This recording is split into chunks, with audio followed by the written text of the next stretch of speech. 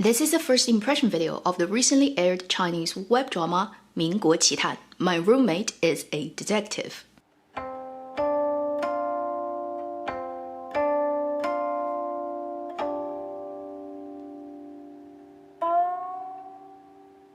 Hi, you're watching Avenue X, where a junkie on good storytelling shares her thoughts, knowledge, and occasional weird ideas on stories and how they're told. My roommate is a detective. 民国奇谭 is a 36 episodes web drama that airs on 爱奇艺. It's led by 胡一天, Zhang Yunlong, Xiao Yan. If you like detective stories and also stories that doesn't drag at all, then this might be a really good choice on your to-watch list. First, let me introduce the general background on what this drama is about. Then I'm gonna give you my current rating of this and going to talk about what I like about this drama. This drama is set in 民国, so the early part of last century, more specifically 1920s, Shanghai, China. So it's roughly the same period, slightly earlier than the time setting of Winter Begonia. In this story, we'll come across three main roles, 2 male, 1 female. Our leading man is played by Hu Yitian. His character name is Lu Yao, and he's a Cambridge University graduate. So as you can tell, just from that he's from a powerful and rich family. But he kind of fell out with his family at the beginning of the story, so he lives on his own in Shanghai and working as a trade person for a foreign bank. Through some very unfortunate entanglement with murder cases, he ended up working with the newly appointed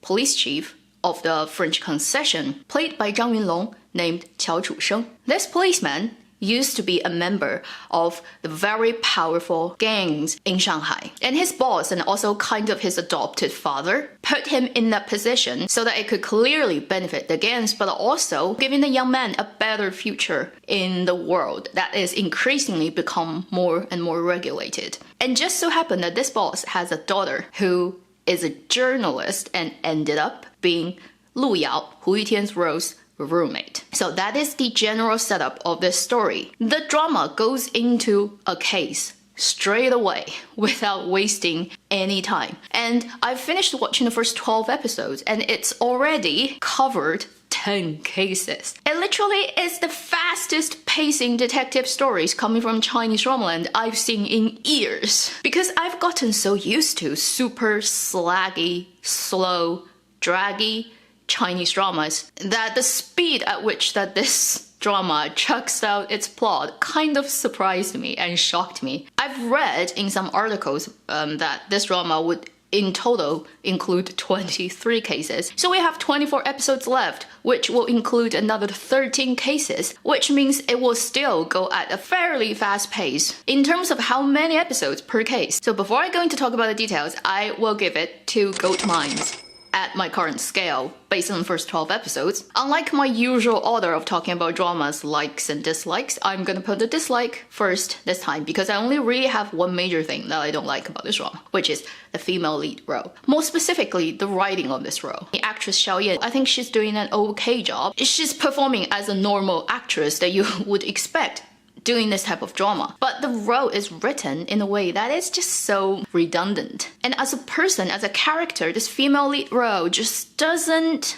even make you like her. And she kind of like adds more obstacles and gives more troubles than helps she could possibly do for the 2 leading male roles. In terms of solving cases, pushing plot forward, creating interesting moments, and funny interactions. Like, I'm not sure what's her purpose in this. So I was talking to a friend of mine who also does reviews, and we were like, maybe it's just because if it's a purely 2 guys leading drama, it's like stepping on the BL line and let's just add a female role. So I feel like the leading female role is a tool person, 工具人, having to create a major heterosexual attraction relationship in a story to camouflage the actual real chemistry and couple in this drama, which is between 2 men. Maybe the original writer only wanted to write 2 guy story and then somehow people told him that you can't. I don't know, like I can't find that information anywhere. I probably never will find out. But I have a strong impression when I watch this drama is this female role doesn't need to exist. Also, she's written as, again, a very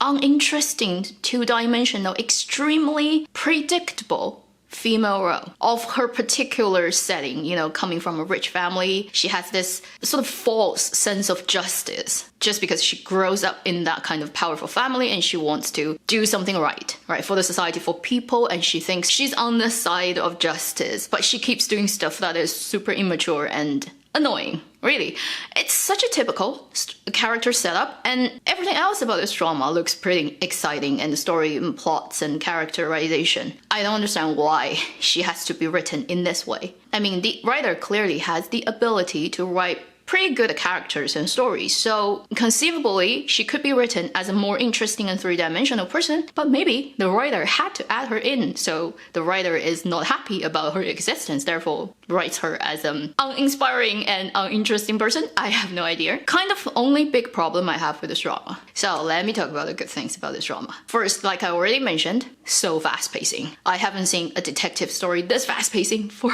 this long. And all those cases, none of them are written as genius detective cases.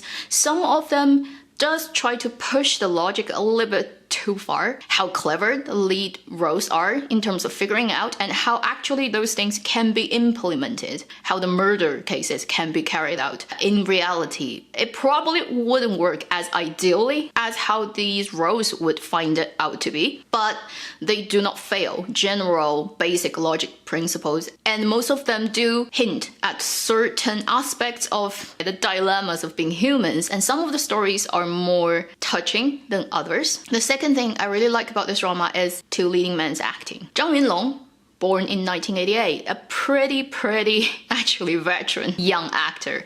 He's born in the same year as Zhu Yilong, so just give you an idea about his age.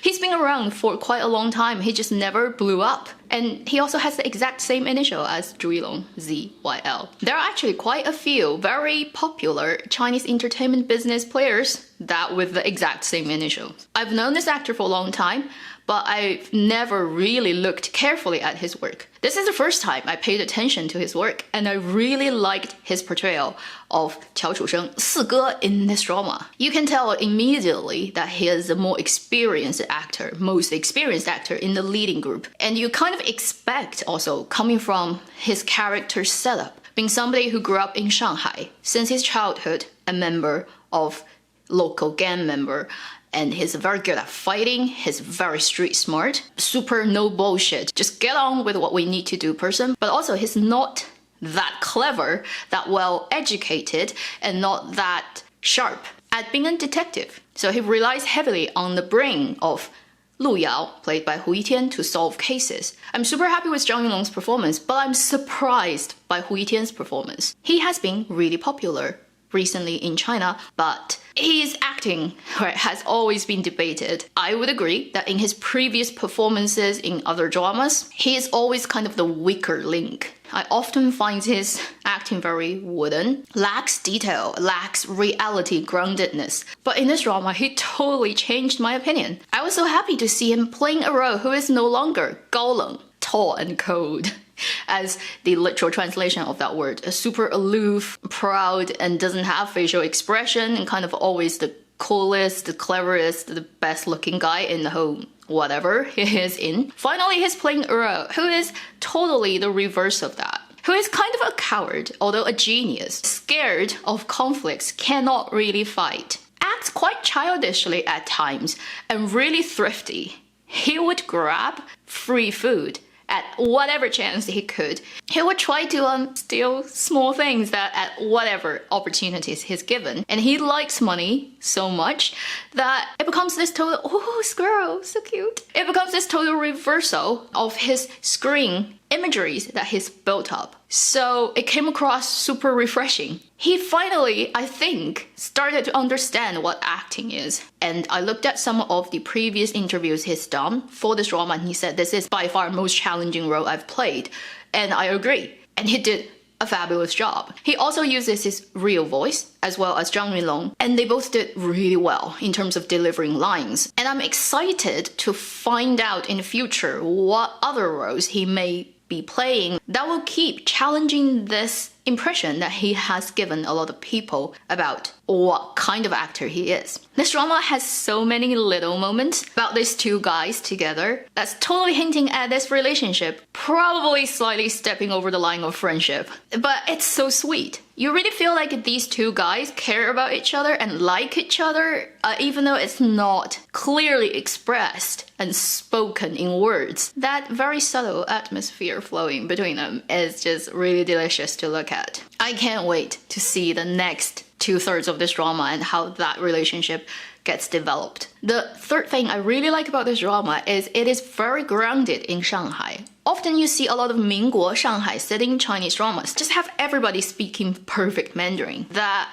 lacks the particular vocabularies and the way people act in Shanghai that will give you the groundedness and reality of its setting. This drama, although the main leads speak perfect Mandarin, a lot of the supporting roles, a lot of the one-off roles have accents, or they literally just speak local dialect. And it's a good mixture of extremely local Shanghai dialect and other cities or smaller towns or regions around it that speaks similar dialect but has differences. If you have the ear and you know the general sound of dialects coming from Shanghai region, you can actually pinpoint who is from what location. If you know a Shanghai dialect, which I do, it's so enjoyable. It's like a detective work. It's like, oh, that person has a little bit of that accent. Maybe he comes from that place. Sometimes huge chunk of the lines totally spoken in the dialect, and it just adds so much to that reality. So I went digging for who wrote the script. And very likely it's written by somebody who used to be super popular in the script writing world.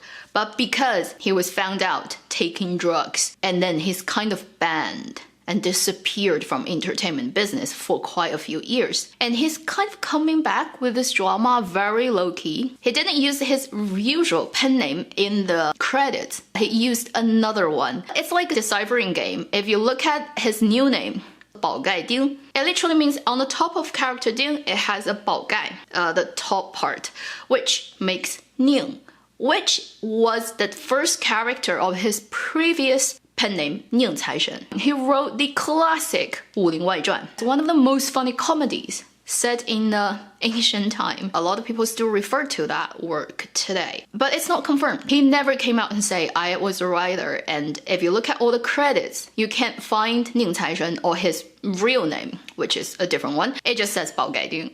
But there's a lot of clues in terms of who is the production company. It's multiple company production business. If you go and check out who is one of the stockholder of one of the company, it is him. And also probably one thing that would prove this is written by him is because of all the references, the details, the vocabularies and dialect use in this drama of Shanghai, because the writer comes from Shanghai. He's a Shanghai native. I'm pretty sure this rumor is actually true because the writing quality and the way that it paces, it just gives you the impression that it is written by somebody who probably really hates the dragginess of current Chinese dramas, who used to be a very well-respected writer, and he's like, let me write a proper script for you, and this is what it should be like. Original script, not based on IP, and respect people's lifetime. That's just one of the interesting background story of the drama. Finally, this drama has really interesting title and ending songs. You don't expect a rap song coming